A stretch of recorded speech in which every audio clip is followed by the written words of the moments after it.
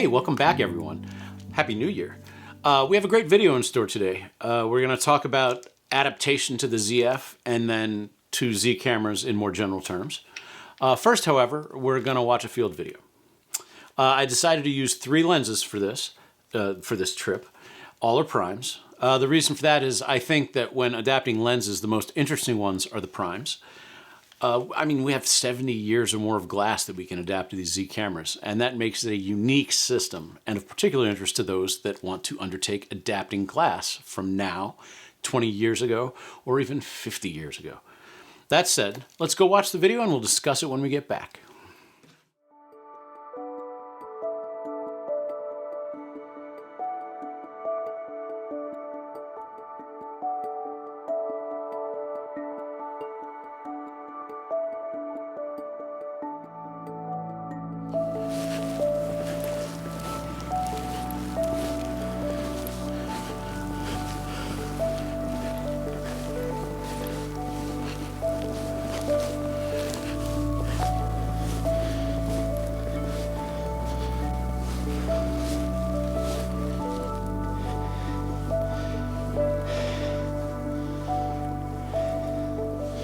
Well, hello. Welcome back. I'm out hiking around near my house, and man, it's just beautiful out here. The snow's been coming down all day. We look to have about 10 inches of snow on the ground, which is pretty nice. This is the first real snow of the year, so I'm gonna come down here to the coast, which is right behind you, and see if there's anything interesting to make a photo of. Then we're gonna head over into some woods and see what there is over in the woods. And you know, it might be a short day. Like, it's really hammering down. It's cold and windy, and I do have to get back to the house and snow blow the driveway again. It's the gift that keeps on giving. Yeah, let's go see what we can find.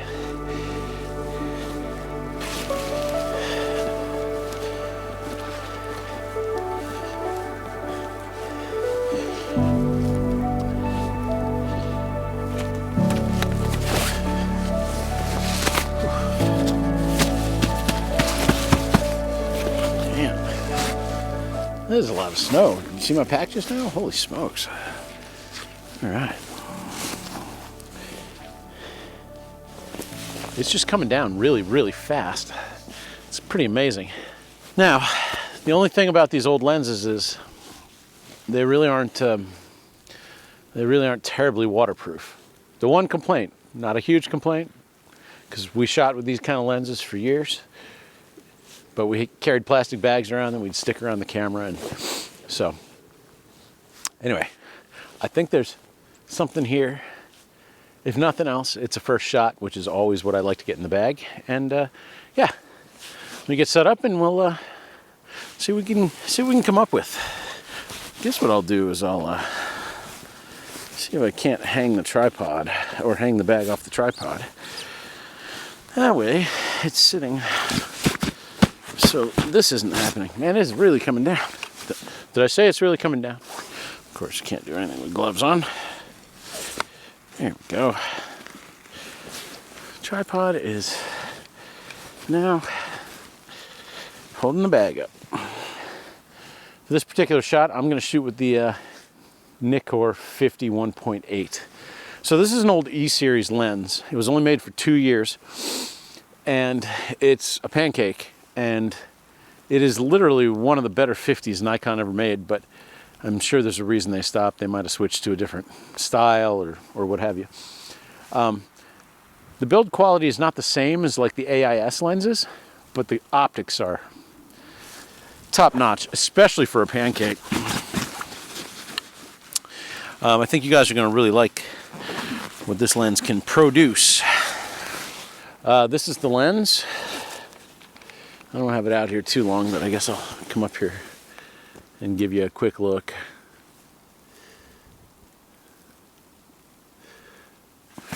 Oh, I think I left the rag back at the house. I guess we're just going to risk the lens getting a little damp.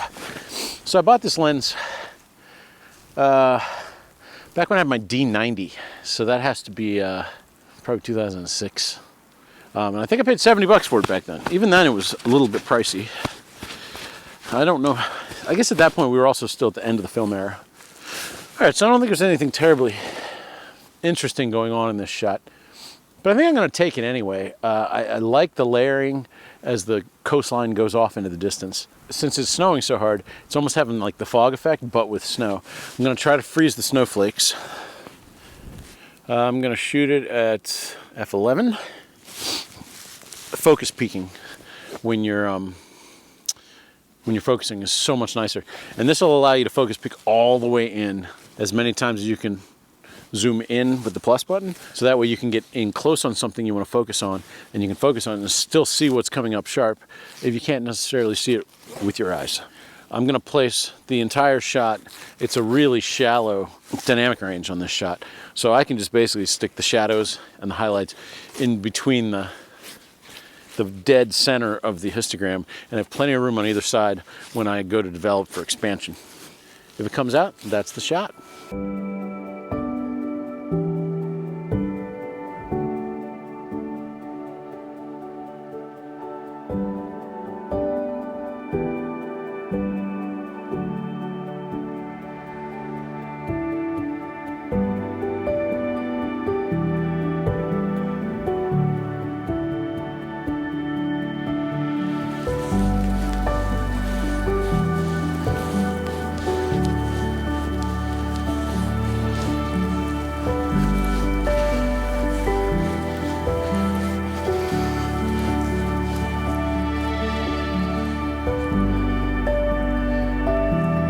So I love this tree. I've photographed it many times, and I may have just screwed up my shot by walking in the snow. So I'm going to now backpedal and hopefully set up a shot. Forgive the noise in the background. Up on the road, they're plowing. There's an intersection about a quarter of a mile away, eighth of a mile away, that they have to go back and forth, back and forth. So you're going to hear it for a while. I know it takes the wilderness out of it, but trust me, we're 10 miles from the nearest town. It's still wilderness.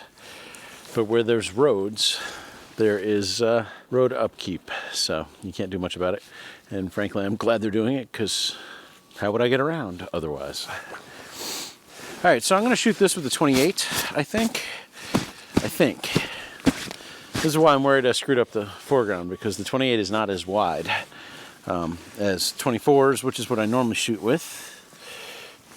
So before I pull that out, the 28 I'm going to shoot with is a Konica. Before we were shooting with the Nikkor, this is the Konica. Now this is one of their Hexanon line, and the Konica Hexanons were lenses that Konica produced for their own line of cameras, but also produced for Leica. It's that good a lens. So I believe that's, if anybody knows, fill me in. My belief is that they actually obtained a real license from Leica to become a licensed manufacturer of Leica, not branded lenses, but Leica compatible lenses. Anyway, regardless, this is the Hexanon 28 3.5, which it's a 28, so you don't need 2.8 or f2 or whatever for most things, especially for landscape work. Great lens. Absolutely fantastic lens. One of my favorite 28s. Let's see, I own the Nikon AIS 28, and I like that a lot too. But if I have to pick pure rendering and lack of distortion and complete lack of CA, chromatic aberration, the Konica comes first. Nikon is second. The problem with the Nikon AIS is it's got some heavy chromatic aberration, but it is a sharper lens, but not by much, than the Konica. So you're talking apples and apples here. CA is easy to remove, but if you have a lens that doesn't have CA to begin with, it's just a much cleaner end result. And the distortion on this lens is almost nothing. All of these old primes had a little bit of softness in the very corners of them. It's nothing that's going to affect the image. I wouldn't even worry about it. Anyway, let me get set up, see what we can pull off. So this is a maple tree that somehow still holds itself up year after year. They say when something like this happens to a tree, it's a death sentence, but this one has clearly been around for a very long time, so I'll keep photographing it as long as it's around. All right, so I got a composition I think I like. Had to move the camera, sorry, everything is all out of whack here. The tree comes off the left here, goes up and over and up like this. I've got that little spit of land out there. I don't know if you can see that, but the spit of land is in the shot. And it looks like it's probably going to be a pretty cool shot. Let me see. I'm going to shoot at f11 because that's my jam. All right, 1/40th of a second. Should be a little bit of blur on the snowflakes, but yeah. Let's see what we end up with. 2-second timer and...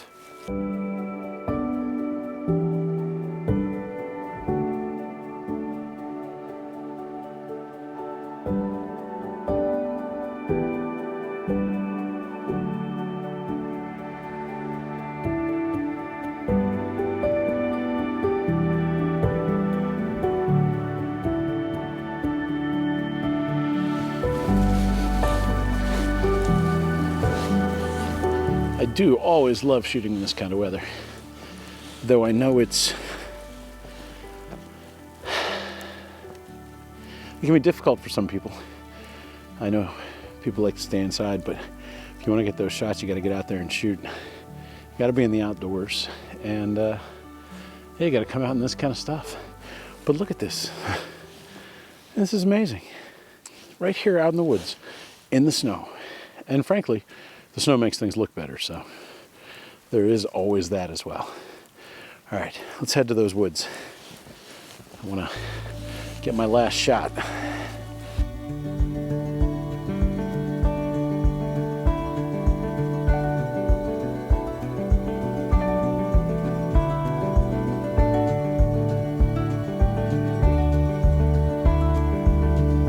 So I've never shot over here before, and what I'm finding looking around is that I think we can use the tree branches to frame a spit of land off in the distance.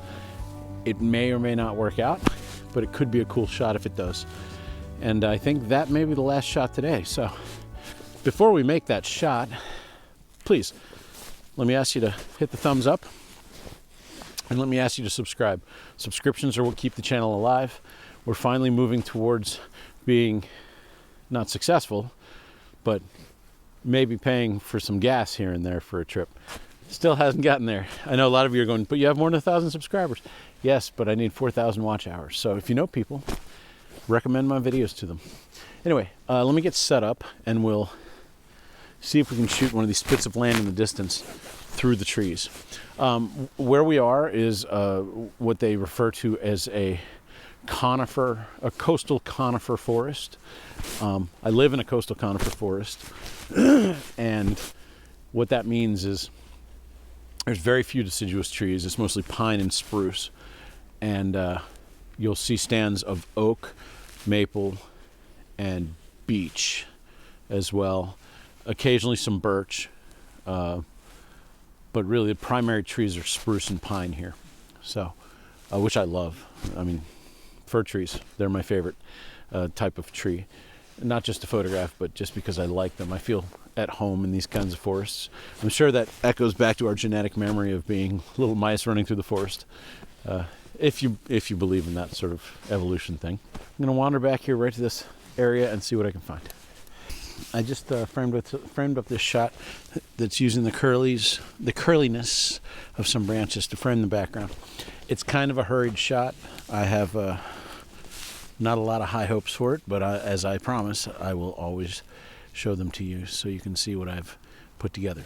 I hope you get some joy out of adapting lenses to your ZF camera, by the way.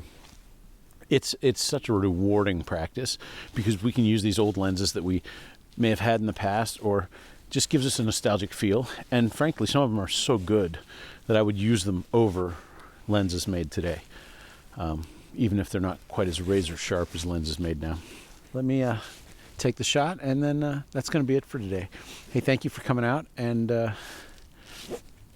remember to like, remember to subscribe, and I'll see you again next time. Thanks, guys. Bye-bye.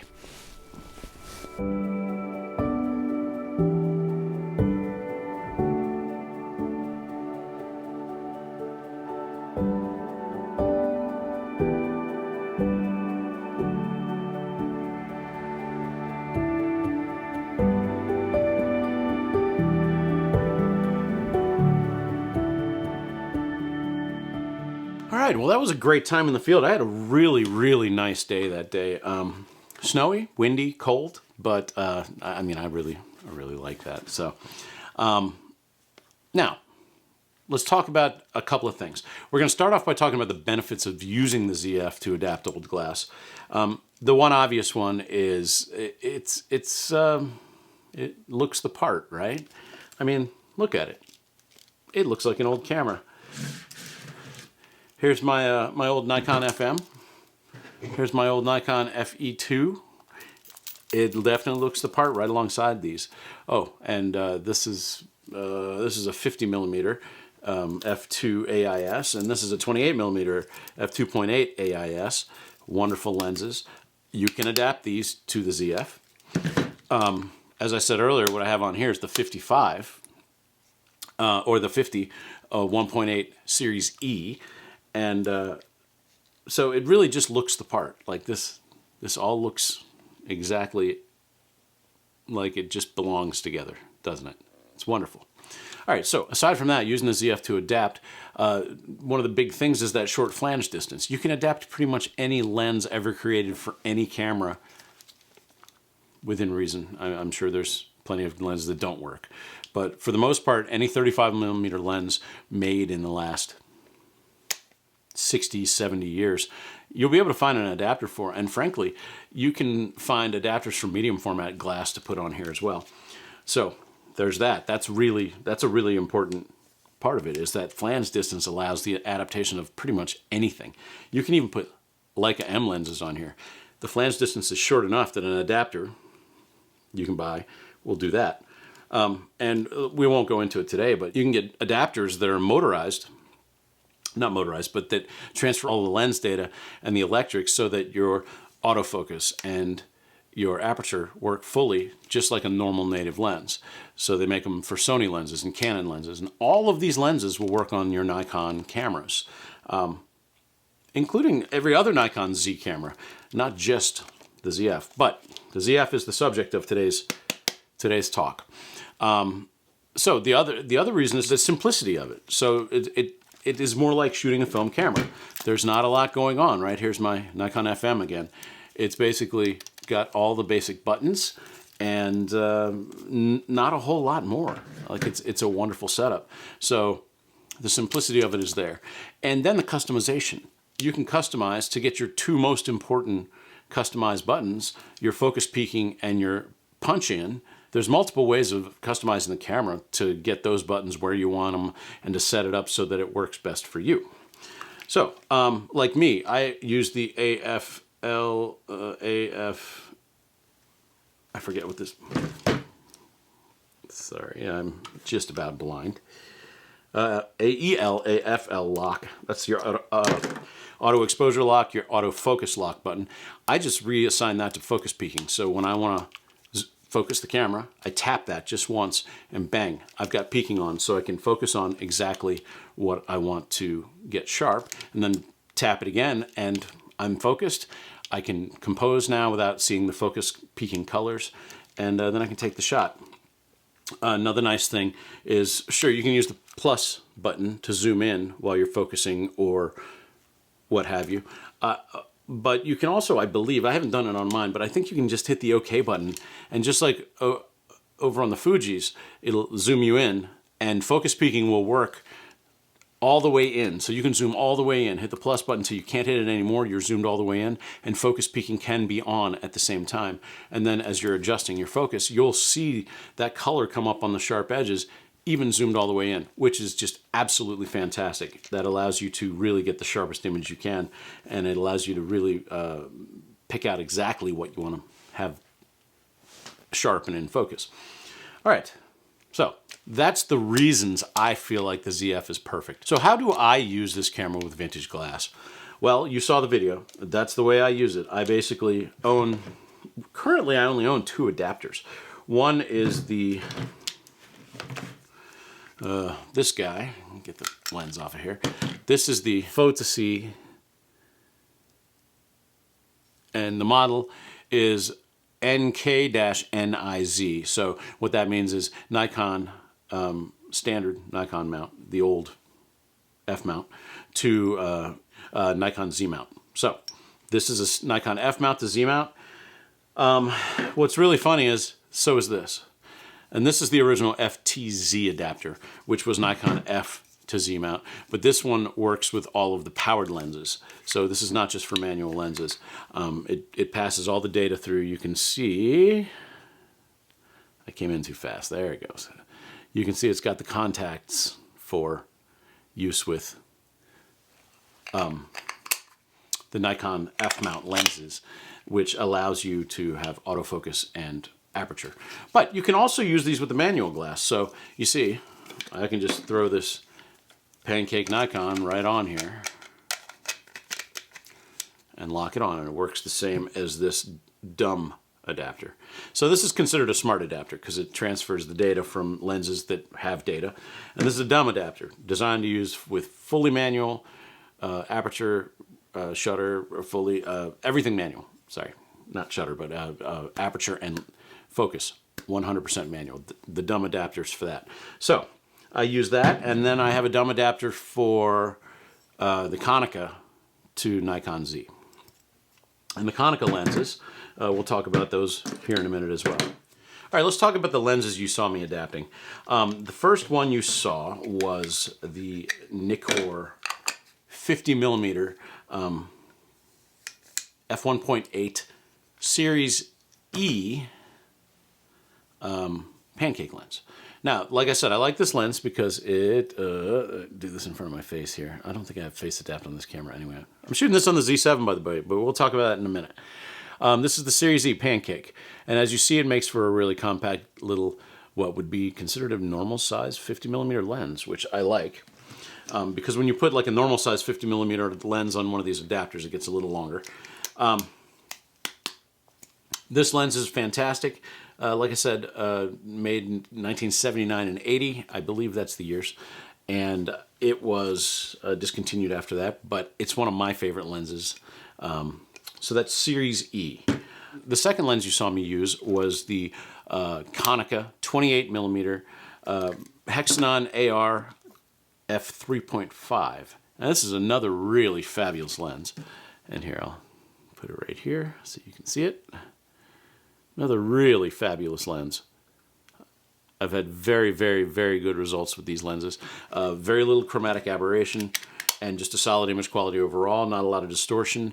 You can use the vignetting slider under lens corrections in Lightroom to fix any kind of fall off. And there's a little bit of fall off on these old lenses.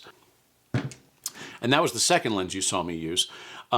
If you recall, I said they made these for Leica. They did. A bunch of the Hexanons, and I need to look it up. I don't have it off the top of my head, but a bunch of the Hexanons, including this 28, were also made in a Leica M mount. And then the third lens, which I didn't use, but I do have some samples here I'll show you from it, is this. This is the Konica Hexanon AR 135.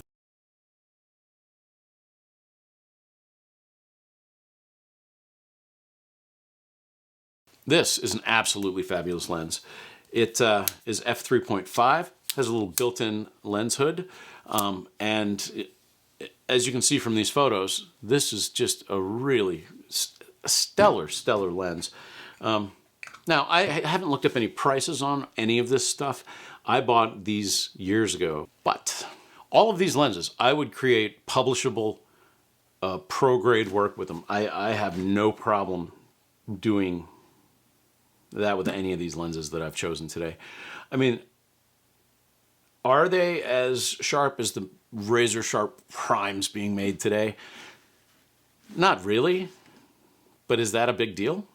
They're still sharp enough that you can make a beautiful 16 by 20 inch print or larger, and with sensitive scaling and maybe even using some AI to keep things from falling apart at the higher resolutions, like taking it from 24 megapixels up to 45, let's say. You can get something that looks every bit as good as something made today. And the one thing about these lenses that's so important is they have character. Lenses now are made to be surgically sharp, 100% accurate on color, or at least as close as the designers can get them. and to not really have any kind of character at all. So some of these things we call flaws, like a little bit of fall off in the corners, or a little bit of color shift in one direction or another, or a little bit of warmth to the color. They call those flaws nowadays. But I'd like to refer to them as, you know, character. This Konica Hexanon lens is, man, this thing has character for days. It's an absolutely beautiful lens. I love this lens. Absolutely fabulous. Even the old Nikkor lenses. The old Nikkor lenses are some of my favorite lenses on the planet. I keep them, obviously, for a couple of reasons. I like to adapt old Nikkor glass, right? But I also like to shoot them on my old film cameras. Every one of my film cameras works. This Nikon FM, I've had for, God, I don't even know how long. God, close to 20 years. I even bought it used in the early 2000s. Back in the 90s, this F100 is what I made a living with. This and my medium format gear. I would shoot documentary work with this, weddings, you name it. And then for, you know, the work like product photography and things like that, or architecture, I would shoot my medium format gear, which at the time was Mamiya stuff. So as I said, I would use these lenses to create professional work any day of the week. They're good enough for that, for sure. And they're just darn fun to adapt. All right, now that I've run on forever, almost a half an hour, I want to thank you for coming out. I want to just remind you, I think we have Nikon Zf with the 28 and the 40, which I'm filming this on, as a budget landscape rig. Well, except that the ZF is not cheap, but these two lenses are very affordable. So they can be used on, say, a Z5, if you want to go budget, or an old used Z7. For that matter, they can be used on the ZFC, which is APS-C, and that will give you a slightly less wide field of view, which you may find desirable. Anyhow, so just a reminder, that's coming up, and yeah, I want to thank you for sitting through this, and if you found it at all useful, please give it a thumbs up. Please subscribe. I need subscribers, and the thumbs up gets my videos seen by the algorithm on YouTube, which then gets me placed and gets more people like you interested in what's going on here. Okay, sorry, it was a long video. That did a lot of running on about things, but I hope it was meaningful and useful to you, and I want to thank you for coming out, and have a great week. I'll see you next time. Bye-bye.